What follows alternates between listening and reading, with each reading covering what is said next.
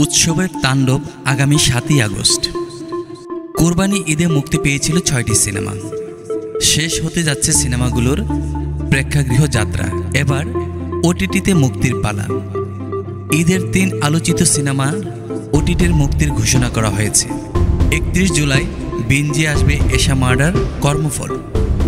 আগামী ৭ আগস্ট মুক্তি পাবে সাকিব খান অভিনীত তাণ্ডব। এবার জানা গেল গত ঈদের সবচেয়ে আলোচিত সিনেমা উৎসবের খবর।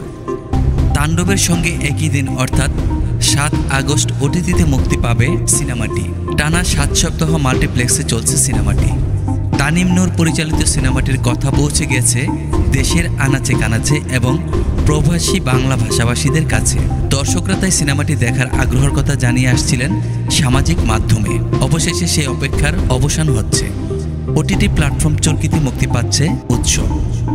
চরকির পক্ষ থেকে জানানো হয়েছে ৬ আগস্ট দিবাগত রাত ১২টা ১ মিনিটে অর্থাৎ ৭ আগস্ট থেকে সিনেমাটি চরকিতে দেখতে পারবেন দেশ বিদেশের দর্শকরা।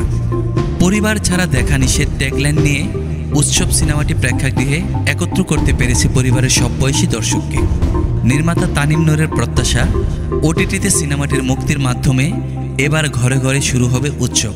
নির্মাতা বলেন, পরিবারের সবাই মিলে টিভিতে নাটক, প্রেক্ষাগৃহে সিনেমা দেখার চল ছিল আমাদের ছোটবেলায়। উৎসবের মাধ্যমে পরিবারের সেই দর্শকদের প্রেক্ষাগৃহে আনার চ্যালেঞ্জ নিয়েছিলাম।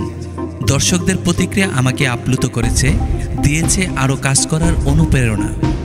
ওটিটিতে মুক্তির প্রসঙ্গে নির্মাতা বলেন, ওটিটি রিলিজ এখন সিনেমার নতুন এক ডিস্ট্রিবিউশন চ্যানেল। দেশে যেসব অঞ্চলে সিনেমা হল নেই এবং বিদেশের দর্শকরা সিনেমাটি দেখার সুযোগ পাবেন এবার। আশা করি ছেলেবেলায় যেভাবে পরিবারের সঙ্গে ঘরে বসে নাটক সিনেমা দেখতাম, সেইভাবেই ঘরে বসে দর্শকরা উৎসব দেখবেন।